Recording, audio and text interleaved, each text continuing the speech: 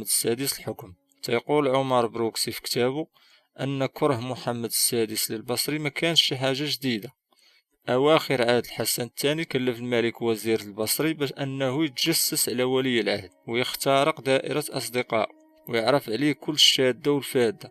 ملي دار ولي العهد واحد الكسيدة وكان غادي بسيارته بسرعة، البصري وصل الخبار للحسن الثاني في البلاصة. هادشي اللي خلى الملك يأنب ولدو ويقول له بأنه ما كيتيقوش. ملي ولي العهد احتج وكذب معلومات وزير الداخلية عليها، إقالة البصري ما تعطلتش من الملك الجديد، وكانت هذيك غير البداية، حيت وراها المشاكل عاد غادية تبدا.